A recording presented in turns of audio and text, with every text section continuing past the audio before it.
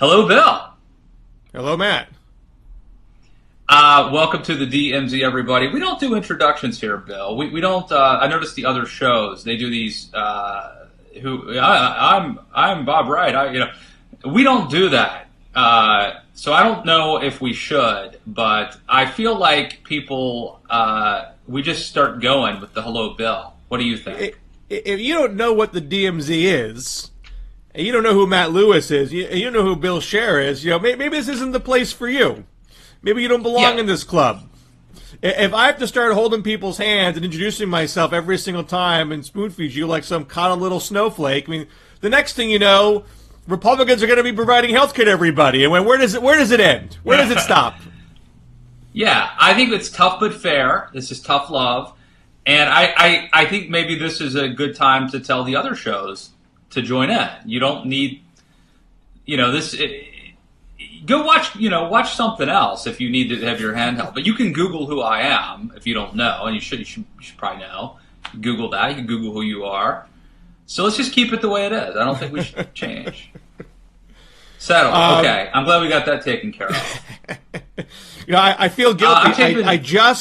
I'm so used to looking at blogging heads on the website because we've been here for so long.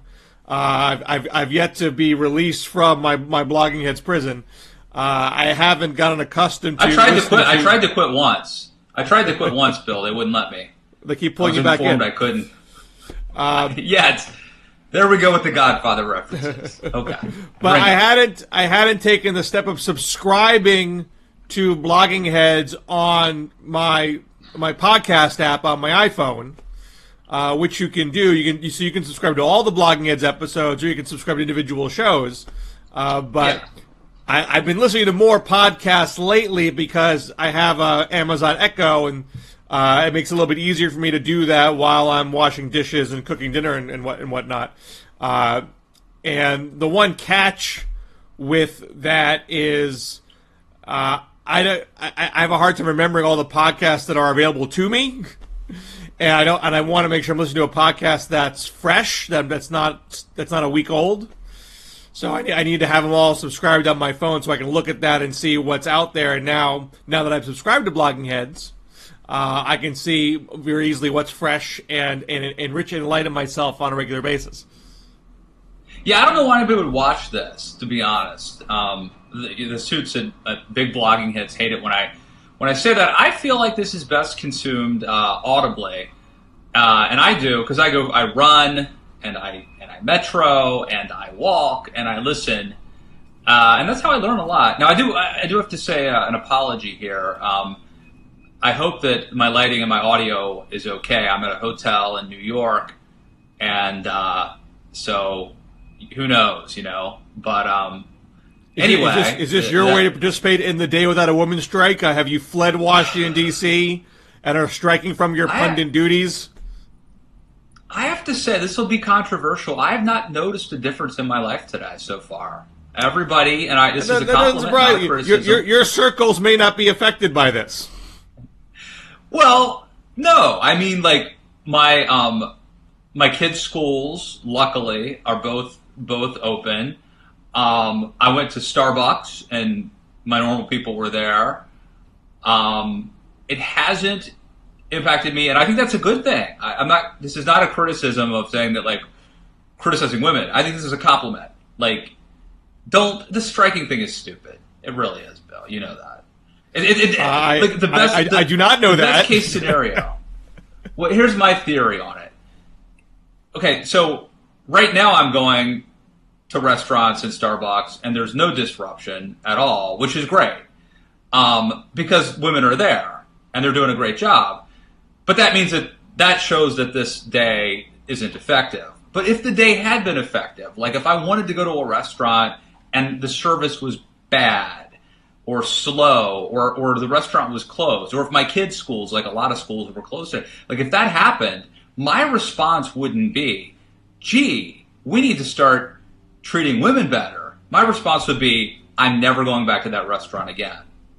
And if I had an employee, man, woman, regardless, whatever, that like up and said, I'm not coming in today because of some political protest. I don't care if it's Ronald Reagan's birthday, February 6th. We should all observe that by working. If they didn't show up, I don't know what I would do. I would not be happy about that. So anyway, that's where I stand on this. You might not be getting the impetus of the strike. I'm just going to put it out probably there. am not. Explain this to me, Bill. Let's not go down that rabbit hole today. Well, in our pre-discussion, we said we weren't going to do it, and now you've riled me up. And now I'm on the line here. Not at my house, but possibly in other places. But I take it more seriously that you're in New York for CNN purposes? That's right. I'm actually very close to the Time Warner Center, and I'm getting ready to go into the Daily Beast offices, which are also in New York, the big home branch, in a little bit. And you know what it's like on the road, man. Maybe my lighting will be better or worse. It's this isn't like the perfect environment, but that's what we do. See, we show up and work even when it's challenging, and that's why I'm taping here from. You can see the little right behind me here, little cocktail bar, whatever it is. Little airplane bottles. Yeah, I've not had any yet today. So kudos to me. Let it not be said that we don't sacrifice for our fans. But as soon as this taping is over, it's a game on. Well, so we're taping on Wednesday. It's been 2 days since the House Republicans have unveiled their replacement for the Affordable Care Act, the American Health Care Act,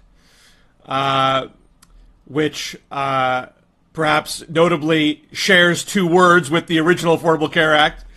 And it's not been the smoothest rollout, something that you and I have talked about on this show before weeks ago, that replacing doing anything on health care is politically fraught, and then you fleshed out your thoughts after canvassing the conservative wonk world for a very prescient Daily Beast column, which you got some guff for, saying that maybe Republicans should just leave this alone because whatever you do on this, you're bound to make somebody upset, and it's bound to be a political loser. And here we are, 48 hours in, and many commentators are suggesting this might not even pass the House, let alone the Senate, because the Republican caucus is so divided, and there's no way you're going to get any Democratic help for this.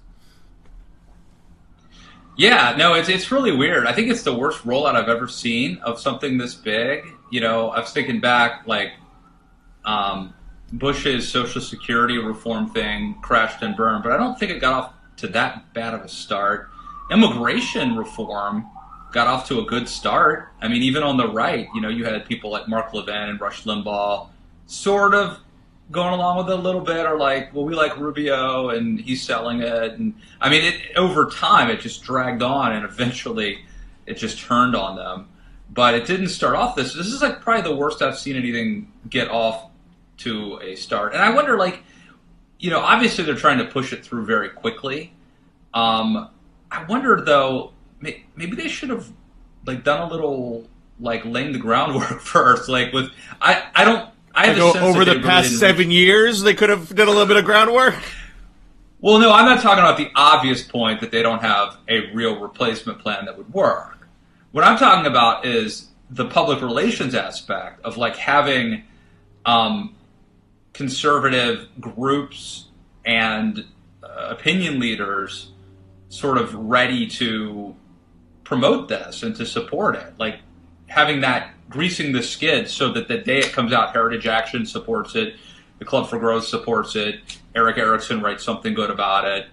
I have the sense that they really didn't go to like conservative meetings or try to sell it to conservative groups in advance, and they just dropped it. Now we knew we knew something was coming from news reports, but that's my sense, and I wonder about the wisdom of the way that it went out. And I would say this: I don't know how long Donald Trump backs this. Like, at some point, I would not be surprised if Trump, distances himself from this. We'll see if it gets better.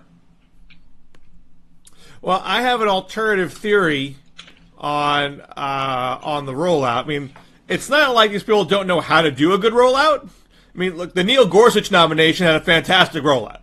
I mean, not only did you have all the conservatives, also a good product too.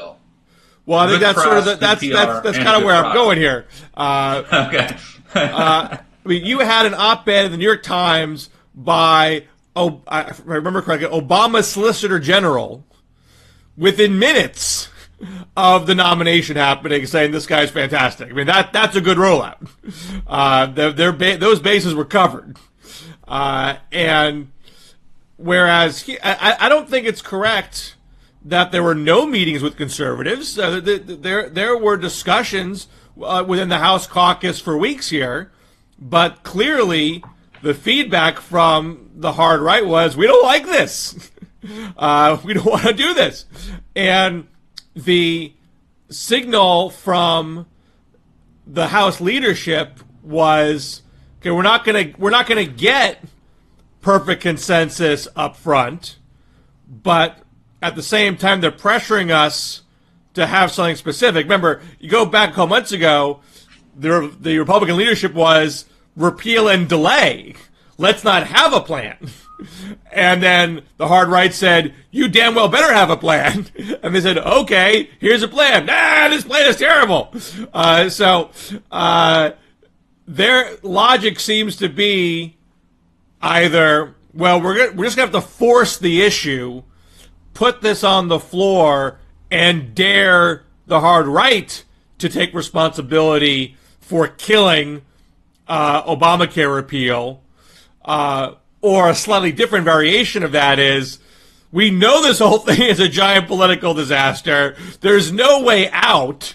So let's accelerate this process, have it explode as quickly as we can, and get it off the table so we can move on to something else that has more political prospects. Are you saying, I just want to be clear about the last part, are you saying there's a chance that they want this to fail? They tried it, it failed, and then we just get, Donald Trump can say, hey, we tried Obamacare repeal, it couldn't work, so let's focus on other stuff now. I mean, I don't want to be so cynical as to think Paul Ryan doesn't want to repeal Obamacare. I'm sure he does. But I think he also knows that it's very difficult to do. As many people have commented, you and others, what conservatives really believe deep down is free market. And free market it's not politically tenable to just jump to full free market once Obamacare is baked in the cake. And because you're inevitably going to be taking health insurance away from somebody, and some people might get a better deal in the free market, and some people most certainly will not. And that kind of Darwinist approach to healthcare is going to be a political disaster. No one wants to bite that bullet. So knowing that Ryan can't do that, and that something like this is the best that he can do, he may be fully aware that he's not going to be able to get this thing passed, and so he might as well have it fail. I mean, it's like John Boehner and Ted Cruz's shutdown ploy, where Boehner's like, hey, they're not listening to me. I'm going to let them walk into the brick wall, and they can, once they figure it out, they can pull the plug. So I think this might be roughly similar to that philosophy. Yeah, it would be very interesting, but it's weird. Like, this isn't Donald Trump's brand. Donald Trump is daddy. He's a big government populist, and I don't think repealing Obamacare was part of his promise, but I don't think it's any fundamental part of it. And so if this thing ends up disastrous and it ends up really marring Donald Trump's legacy, it would be ironic, because this is more like a Ted Cruz thing probably than a Donald Trump thing, don't you think? I'm sorry, can you say that again? Well, like, yes, Donald Trump did campaign on repealing Obamacare, but it's not really on brand for him. I mean, he's a big government guy. He wants to take care of everybody. He wants healthcare to be. He wants everyone to have, to have healthcare.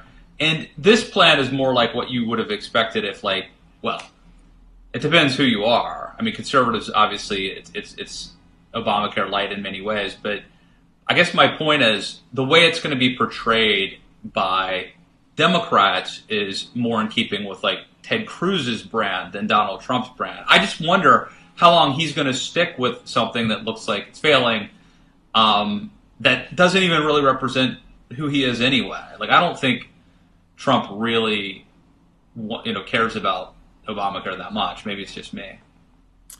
I mean, Trump has been all over the map on health care. He was explicitly single payer when he ran in 2000 briefly. He defended single payer systems in the presidential primary debates. And he's always talked about how, government has to take care of people. They can't, that it is necessary that we have to have heart and we can't let people go without health care. So, it's certainly not in his gut to be, Ayn Rand about it. But at the same time, additionally, I think he is perfectly capable of saying things he doesn't believe and walking away from them and moving on to the next issue. I mean, it's very common to say he's just doing what he said he would do, and that overlooks the things that he said he would do that he is not doing. He hasn't pulled out of the Iran deal. He hasn't labeled China a currency manipulator. He hasn't pulled out of the Paris climate deal. He is capable of picking and choosing what campaign promises he wants to stick with. And I don't think, and I don't want to go so far as to assume that Donald Trump has actually fleshed out things in his mind. I think in many cases he certainly has not. But there was a Washington Post piece by a Hungarian columnist talking about their Trump-like prime minister there, who said, populists govern by swapping issues, not resolving them.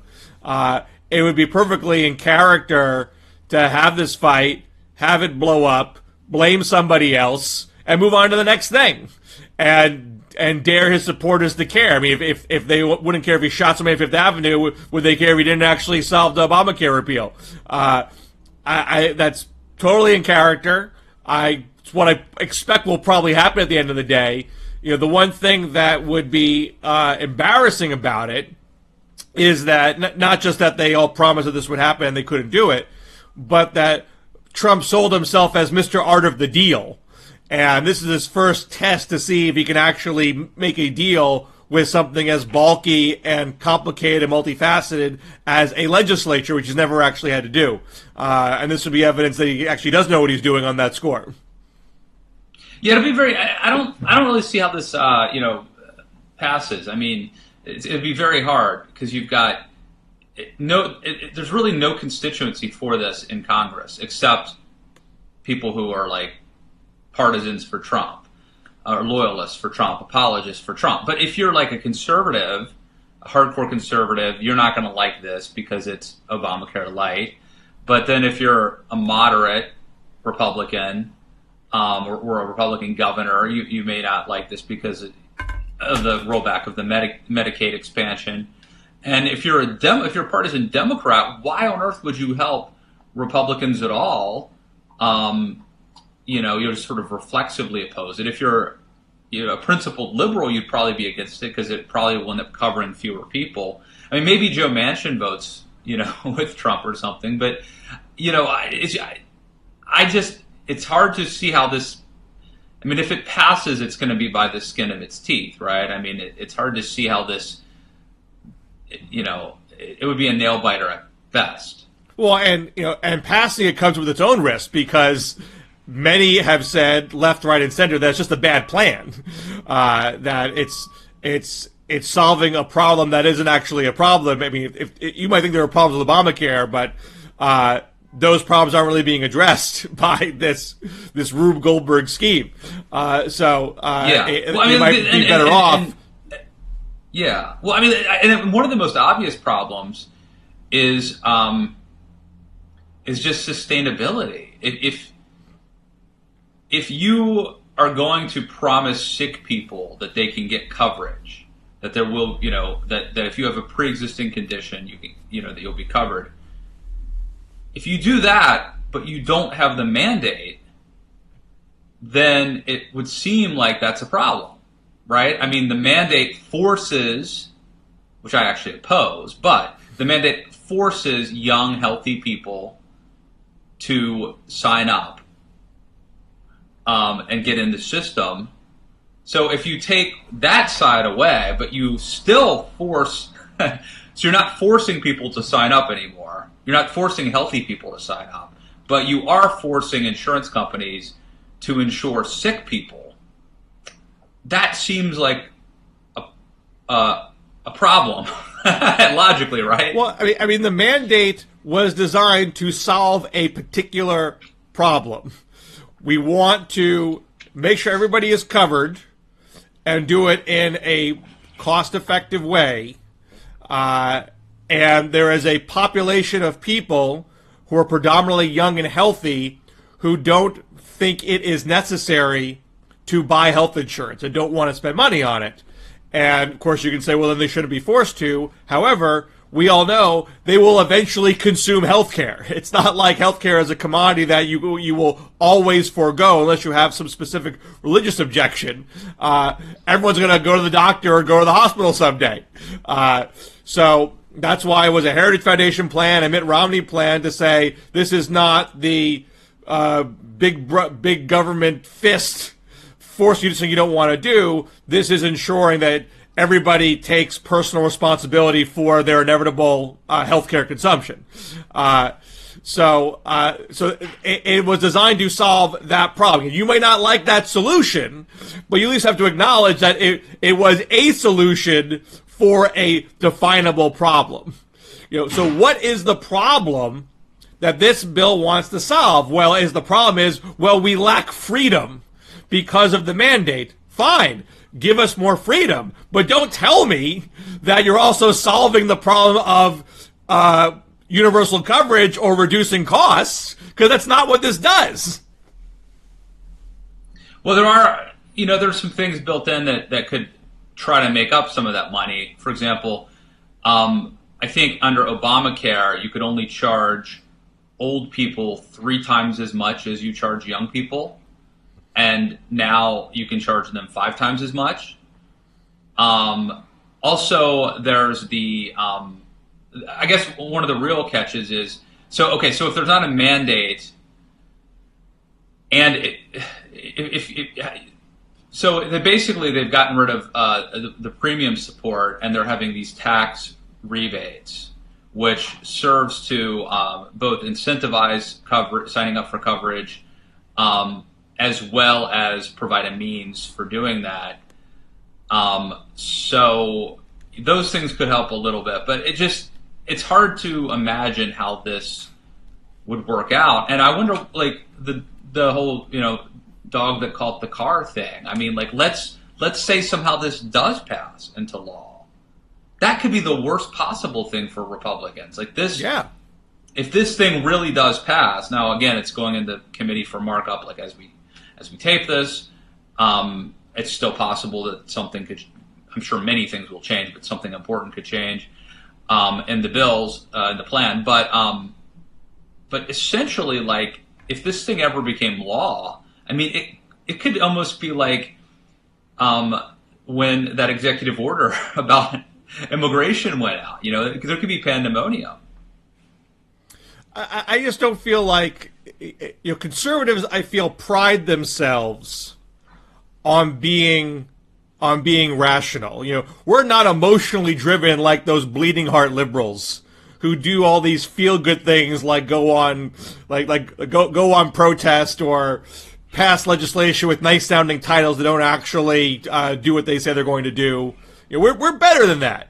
But the impetus for this whole project is almost totally emotional. I mean, I would say it had some philosophical underpinnings, except the product is not philosophically consistent. The impetus is just... No, you're right, Bill. If the replacement was a much more pure free market replacement, then it would be easier to say that it's philosophical. But it's like we're swapping one like government run. I mean, the Republican plan. It's Obamacare light, right? That's what everybody's calling it. But you're right. It's not. I mean, it's not like there's clear enough distinction to say like this is our pure one and that one's the bad one. And so the only reason to do it is because they're mad at Obama still. They're mad that Obama passed the big thing and got credit for it, and they want to take that away from him. They ran on it for so many years and feel a certain obligation to follow through, but they're not being clinical and rational and clear-eyed about what it is, what policy they want to accomplish. So I think that's a disease that's rife throughout the Republican Party. Yeah. At the same time, I think too. I mean, they spent years and years promising to repeal it. So that's you cannot underestimate the political importance of fulfilling that promise. I mean, that's why the main reason why they won the majority in 2010. So it's fulfilling a promise. I also agree with you. I think this has taken on a symbolic importance that actually transcends, even though Obamacare, healthcare is like 20% of the economy. It is a big, big deal. But I think that symbolically, it's even more important than it's warranted to be. But I would also say I think there are some major problems, of course, with Obamacare. Major problems. I mean, I think like premiums are up. People ridiculously high deductibles. It may be that the best way to do it is to accept that you're not going to have a pure free market system, for better or worse. And the architecture is probably, like, uprooting that architecture is very dangerous and could have all sorts of unintended consequences. Maybe the conservative move is to basically find ways to fix the problems that are still there, like the premiums are too high, the deductibles are too, but that's not, we're sort of weighing all the politics and policy and almost all the solutions are going to involve spending money or government regulation or both. If your belief is we need to provide affordable coverage to everybody, and we want to use the power of government to do that, you are now playing on the field of providing government policies. If your belief is government's got no business in this project, and whatever happens, that's a different philosophy. But you got Republicans sort of saying both things, and it doesn't add up. I think there are tweaks. I mean, that can be done. Things like means testing, things like having options for catastrophic coverage that people can opt into. I mean, I'm sure that there are things around the edges that can make this that can make our healthcare better, obviously. But this plan is just really it's there's not I don't think there's a single person that's not a Trump loyalist that or a Ryan loyalist that supports this. There's no constituency for this plan. And so on top of all, so you have this clash between ideological belief and I think emotion-driven politics within the Republican Party. And then layered on top of that is Trump himself, who has shown no interest in governing, in traditional governing. It's certainly the case that the Bill Clinton administration micromanaged the healthcare process, took too much power away from Congress, and had that all blow up in his face because Congress didn't have proper buy-in into what was being proposed, Obama went the other way more successfully, let Congress work its will, and was very flexible on what on the specifics, but certainly was involved. He didn't he didn't just play golf every weekend in Florida. He was involved in the process and was directly involved in negotiations, was involved with corporate stakeholders in the insurance industry and the drug industry, and played a guiding role. Trump seems to be totally deferring to Ryan, at least for now, even though Ryan doesn't appear to have his ducks lined up within his own caucus. If Trump was actually going to be Mr. Art of the Deal, and this is what I find a little surprising about Trump, he came in as someone who was not a partisan, who formally identified as a Democrat, who's given to both parties, who doesn't have to be tied to the Hastert rule. Seeing that the Republican Party is not easily unified, that's an opportunity for an engaged president to say, hey, let's try to cobble a different kind of coalition here and use, what popularity I have with my base to bring along people who might not otherwise be interested in a bipartisan coalition. But he just doesn't seem to care about what legislating involves. So you're stuck with. These from Republicans who complained for 6 years that Obamacare was passed on a partisan basis.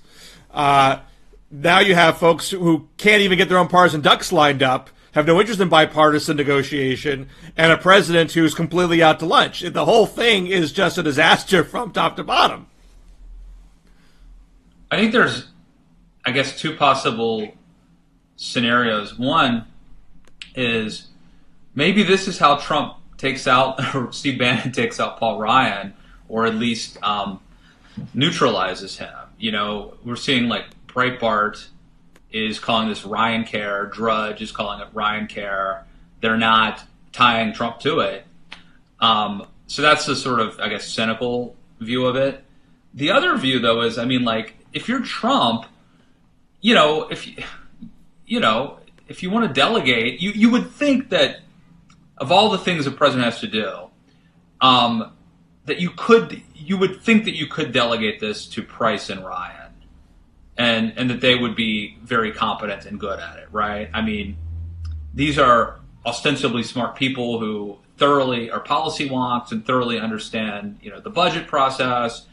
And you would think that, if there was one thing you could take off your plate and you could sort of delegate, that this would be a good one to do. The Republicans have had, as you've said, 6 years to come up with replacement plans.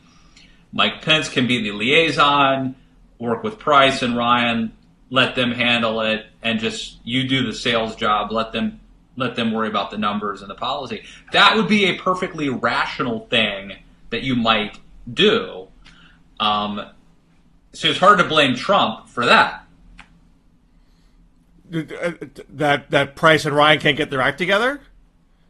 Yeah. Don't you think that of all the things a president needs to do, you're always going to have to outsource some stuff. You're going to have to, you're going to have other people who are managing projects. You're going to have to delegate responsibilities. And wouldn't you think that this would be one area where it would make perfectly rational sense to say, if you're Donald Trump, obviously not a policy wonk, to say, let's have, Ryan and Price and Pence, let's, take the lead on this and let's just do what they say. It's going to, the Speaker of the House obviously knows what's going to sell in his chamber, how to wrangle votes and count votes in his chamber much better than I do. He knows healthcare policy and budget policy better than I do. So my point is, I don't think this is an irresponsible thing for Donald Trump to do, to delegate that to them. It seems perfectly plausible and rational that you would do that. Now, sadly, it just so happens to be that they don't have a plan. Well, they don't have a good plan. deference to Congress is a wise way to legislate as a general rule, and I think Obama did that better than Clinton did, which is why Obamacare passed and Hillary Care didn't. But let's not whitewash our brains here. Donald Trump ran for president on the premise that he didn't have to be the most experienced in government policy. He was the most brilliant negotiator that's ever been provided to us by God. He's Mr. Art of the Deal. He was going to get, we're going to win so much we would be bored, and he was just going to simply get people in a room and come out with the biggest, best, most wonderful healthcare plan, not to mention every other piece of legislation on the planet. That was his promise in his campaign, that he would do things like that. And so he doesn't get to say now, hey, I gave Ryan and Price this portfolio and they screwed it up. That's not what his campaign was premised on.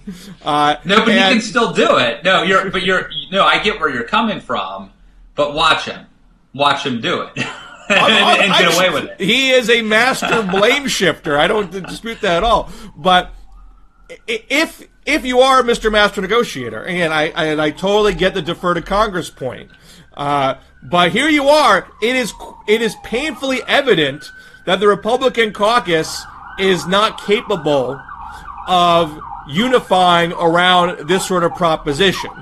So the smart negotiator would say, okay, I need to bring some other people in the room here to see how do I get to 50% plus one of the Congress. And Ryan is not capable of doing that. Price is not capable of doing that.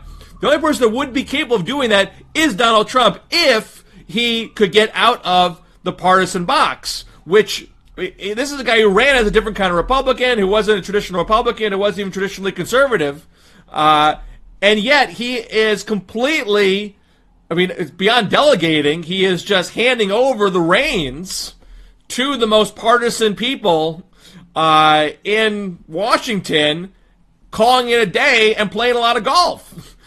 So, there's nothing in this that was promised by him in the campaign. I agree. It should be easy for him to walk away based on that. What I'm curious about is, if Trump wants to, he could decide, this is the bill. We have to do it now because of the timing of reconciliation or whatever.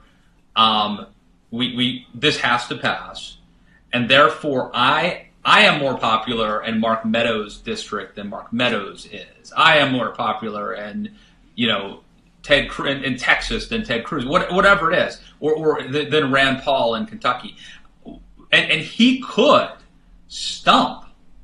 He could use social media, he could use mass media, and he could stump in the states and lean on these members. And, allegedly he's got some sort of outside Obama for America or whatever. I don't think they're doing anything, but, he's got some sort of political mechanism. Like, if Trump wanted to, he could presumably use his popularity with the base to lean on these conservatives and say, we're going to run ads saying you voted against repealing Obamacare. Is that what you want? If you don't vote for this, I'm going to go to your state and I'm going to say that you are against repealing Obamacare because you're voting against it. Do you want to do that? He could play that kind of hardball. It would be a ton of effort and work. Or he could, I guess option two is just sort of stay hands off and let this thing collapse and blame Ryan and try to diminish Ryan. Or he could walk away altogether from this and wash his hands of it and hang everybody else out to dry. I don't know, Bill, of those three options, which do you think is the most likely that he'll do? I think they will eventually walk away. I think they'll let it die as quiet a death as they can make it die. And then Trump will get involved in 10 other distractions and hope you forget about it. All it takes is one tweet, man. Never mind 10 distractions. Right. One tweet could keep us busy. And look, and so long as the economy is in relatively decent shape, and things sort of stay on its status quo path, I think you could get away with that. Now, if, as Republicans claim, not to say it's true, but if premiums doubled after doing nothing, then I think they would have a harder time walking away. If, as Democrats say, look, we're not in a death spiral here, people. There's been some hiccups along the way, but by and large, this is generally a program in decent shape. You just need some fine tuning. If your day-to-day life is not terribly affected by status quo, you can get away with walking away and having status quo. I think the same is true. Yeah, I mean, isn't that the best possible scenario? He walks away, and if nothing bad happens, then nothing bad happens on his watch. And he walks away, and if something bad happens, you blame Obamacare. Because it's hard to blame Obamacare now. They've dipped their toe in the pool. So, well, they haven't changed anything. And especially if Trump throws other people under the bus. Like, I tried to pass it. Those Republicans couldn't get their act together. And this is why you're not just blaming Obamacare at that point. You're blaming congressional Republicans. I mean, there's no way Republicans can escape all blame if you actually ended up in a death spiral type of situation. I'm thinking, how does Trump? I'm being Trump now. It's how does Trump escape blame and blame others? I think it's possible. I would have expected Trump to be fighting more with Republicans than we have seen. I mean, he's done little things here and there with individual people who've piqued him, but he hasn't gotten into a big war with Republicans yet. And maybe he will, maybe he won't. I would have thought he's just so attracted to conflict and drama that he'd eventually get around to having a big fight with them about something, and this is as good an issue as any to do that. But so much of what he has done has been just straight up partisanship that I'm less confident that he is. He's capable of doing that. I think there is a part of him that actually doesn't like the confrontation with people who are that immediate to him. No, I think that's totally possible. I think he's probably more likely to do it on Twitter or TV than he is in person, for one thing. So what do you say, Bill? Call it a show, or this will be a super duper healthcare special. Which I think totally appropriate considering the magnitude of the situation, and we'll get some other topics next week. We're not bereft of topics these days. No, and I do want to encourage people to go read that Daily Beast piece that I wrote back in January, which I think really nailed this problem. And there was some pushback from some conservatives. And basically, it is played out exactly as I thought it would. I started off trying to write a piece that was like, this is how Republicans can fix Obamacare. And after days of talking to healthcare experts, my takeaway was, this can't happen. Like, this is a disaster waiting to happen. And then that's how it's looks like I was onto something. You could say sadly or unfortunately, but go read that piece. Absolutely. So till next week, this has been the DMZ. We'll catch you here later next week. Anything you have to plug? Listen to us on if you search Blogging Heads, you can listen to the podcast of this. There's a DMZ Show podcast specifically, and you follow us on Twitter at DMZ Show, and that is all. Alrighty, till next week. Take care. All right. See you, Bill.